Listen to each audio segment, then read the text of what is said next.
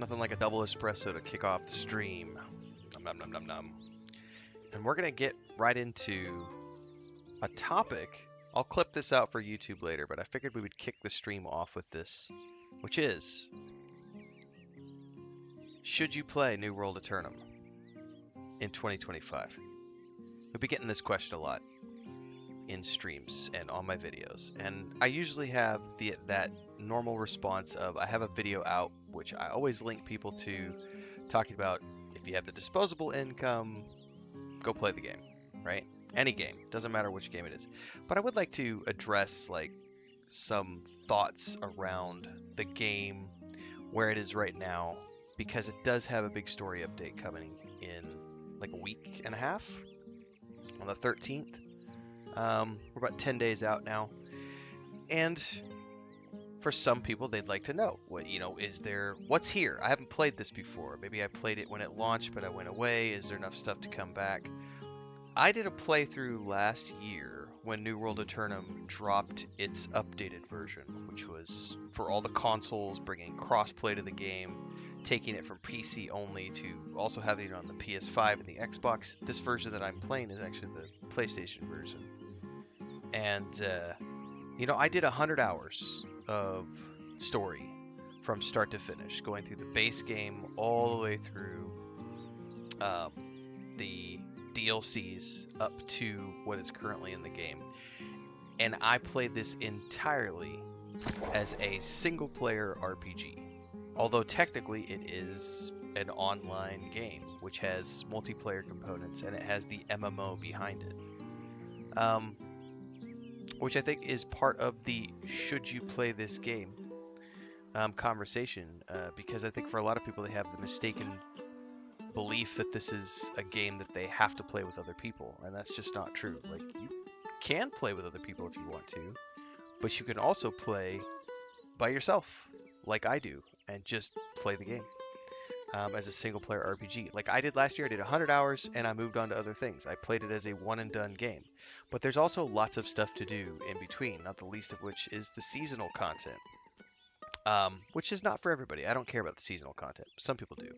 Also, a lot of people asked, where did I get the pumpkin head? That was an event last year during like the Halloween festival event stuff. There was a world event that was going on, so I went and participated in some of those multiplayer global events and was able to earn the Pumpkinhead cosmetic. So that's where I got that, was last year. So let's get logged in here and talk a little bit more about the game, because there's a lot going on, and I think if you're someone who wants to dive in, hopefully I can give you a starting point. Did I finish Ghosts of Yotai? No, we just started Ghosts of Yotai 2 days ago. We streamed this morning for about 5 hours. We'll be back again tomorrow with more Ghosts of Yotai for about 5 hours. That'll be that's the main game for the next week and a half. We've got a lot of groundwork to cover with Ghosts of Yotai. You can watch that in live stream format, or you can catch it in its episodic format over on YouTube. If you're watching live, you can catch us live as always on YouTube, Twitch, Kick, and TikTok. We're streaming on vertical in TikTok, and then we added Kick and TikTok recently, and we're about to hit our 2-year mark with Twitch, and we're closing in on 4 years with YouTube full time. Anyway, when we talk about should you play this game, I think it's worth coming in and pointing out all the activities that you can do, and probably make a separate video about that. But to touch briefly on this, it's a big map, and as you can see, it's jam-packed. Every single one of those triangles represents the yellow triangle, not triangles, the yellow diamonds. Every single one of those yellow diamonds is a quest that I have not done, and yet I put in 100 hours of gameplay. What was I doing for 100 hours? I was doing the main storyline. So if you want to do the main storyline plus all of the side quests that are available, and all of these are 100% voiced and totally worth doing. I've done some of them, There's easily a couple hundred hours of content that you can get just following main storyline and the side quests. Each one of those side quests is an original piece of content, right? Then beyond that, you get into the what are they called? The job boards. I don't really ever do them. Let's come in here to the settlement. Where are they at? I know they're somewhere here in the settlement. I don't know what they're represented by. There's also the faction stuff. Oh, by the way, so this right here, before I even talk about the other stuff, there's these faction representatives, the Covenant, the Syndicate, and the Marauder. Each one of those guys has a bunch of quests you can do. They're kind of repeatable stuff that you can do, but they're still there. I don't remember where the job board is, to be honest with you. It's one of these things, isn't it? The war board. Man, that's different. The war board is like the PvP stuff. Governor's desk. Somewhere up in here. So, when you start to look at, I think the value proposition for anybody when it comes to should you play any given game is going to be, is there enough stuff for me to do? This game has been out for 3 years now? 4 years? I honestly don't know. It's been out for a while. There is a lot of stuff to do. Oh, here's the board. This is what I was looking for. The town project boards. There's a whole bunch of other stuff here that you can get into. And again, I'll get into that later in a different video. Then there's all the town upgrades and everything else. The short version is that there's just a ton of stuff to do. On top of which you have your character builds, you have your weapon masteries, and you can maximize all of these with your characters. Like, you don't have to have separate alts. Then there's all the trade skills and crafting stuff. Do you want to do PvP? I don't give a shit about PvP, but there's PvP if you want to do PvP. Then there's all the achievements if you want to get onto that list, and oh my god, there's hundreds of achievements that you can dive into if you want to go that route. Again, big map. Then there's all the activities that you can do.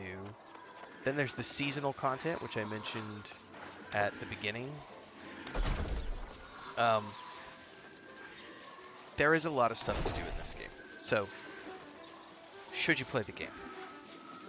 If you're looking for something where you're going to get a couple hundred hours of content, if you do all the main quests and side quests, to hundreds of hours of entertainment, if you want to dive into all of the things that the game has available. P.S. There's also housing and furniture crafting and cosmetics and a whole bunch of other stuff. Then in terms of just the value proposition, you're definitely going to get your money's worth in terms of being able to just sink your teeth in. Like I said, last year I did 100 hours. I didn't do any of the side content really. I think I might have done some side quests in the first 15, 20 hours. That's it. Video Game History says the world building in New World is awesome. It is. It's very good. And all the biomes are different. The music is phenomenal. I just think that when you look at any given game, especially when you're in a market where a lot of the AAA companies are charging $70 to $80 for something that might only give you 8 to 12 hours worth of content, like seriously, there are games out there that you're only going to get a dozen hours of content from the story, and they'll charge you $80 for it.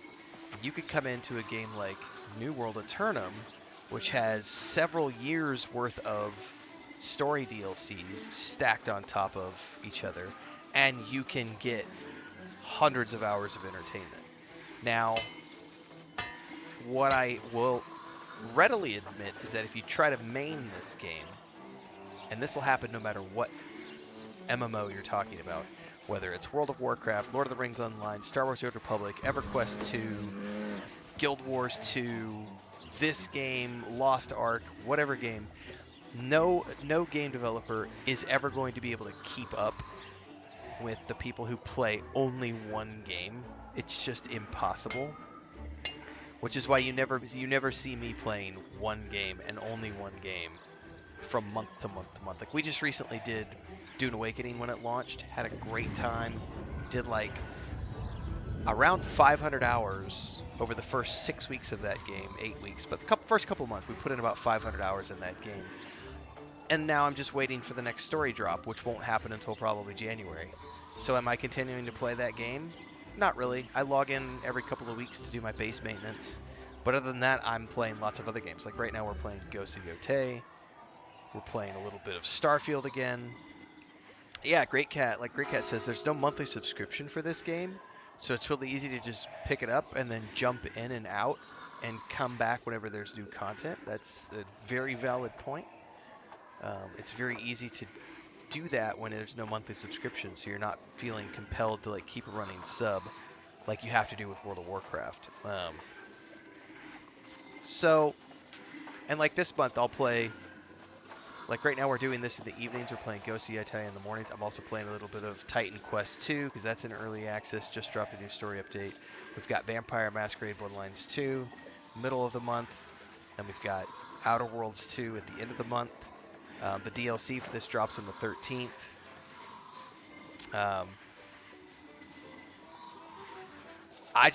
It's always a value proposition for me. And I think when you're looking at a game that offers you hundreds of hours of entertainment on the low end, because again, just the main storyline is about 100 hours, plus all the side content is another 100 hours or so, before you even start talking about all the other side activities and group-based stuff, the raids and the dungeons and the PvP and the crafting and the housing and the seasonal stuff. Like, there's a lot going on here. So I think, yes, it's one of those examples where I think it's pretty objectively easy to say that the game is worth it if you're looking for something where you're going to get a lot of value for your money.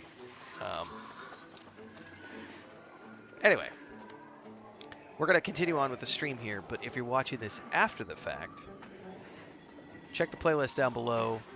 Check last year's playlist for more information on New World. I got a bunch of guides in that playlist as well. And of course, tune in. We start every single day at 4:30 a.m. Central on YouTube, Twitch, Kick, and TikTok. We do 2 streams a day right now, mornings and then evenings. We come back around 4:30 in the afternoon. Evenings, we're in the evening stream right now. This is the day job. I play a lot of games. Don't forget to check out the most recent sponsored video called Title Rush. Yeah, we also do movie reviews, TV shows. There's a Homestead channel, there's a Patreon, there's a Discord.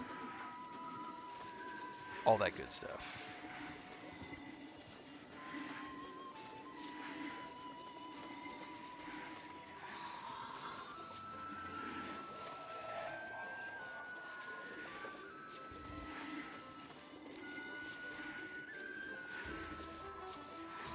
It is going to be a big month, Rolf.